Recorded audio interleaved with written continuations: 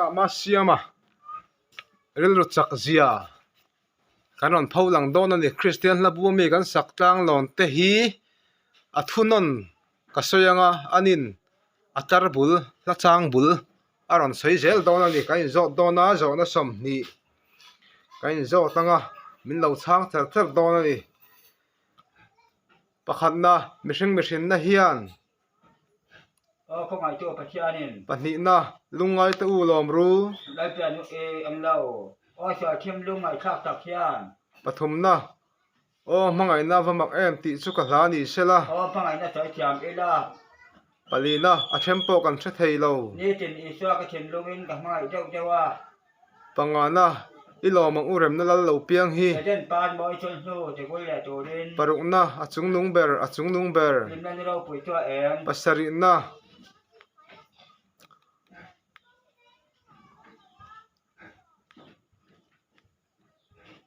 o kalal nun ne min thuai zel la lại tiền hôn bằng pa là có lẽ ta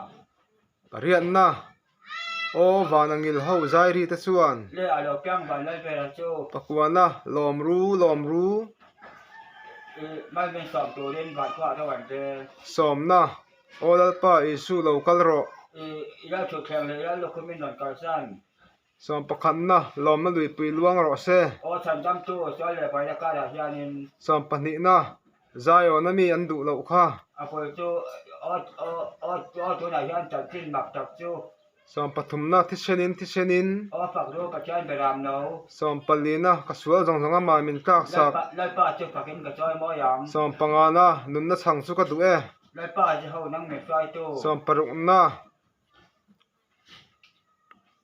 en kimilan oi chin mà lại ba đó phải te kha som pasarina lom na chul lawang hallelujah hallelujah som parian na olalpa zai ni ming ka fakang lại ba đây bây giờ để thả gì som pakwana hruai kir le ang che kalbo ta te hallelujah lại ba đó bùi bè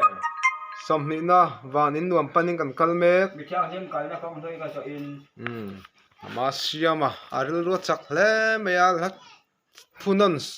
bul soya la chang bul ran soi ngal par phei chu kan thei ve kher lo mai thei ni mitam zo ki chuan ani chuna sei char thei ni ani hi a tui choi tai ma deuh mai nia tui connection te kan nei ma pe chuan ni tin ni leng in tui a choi thina mi ta na ronga bol thina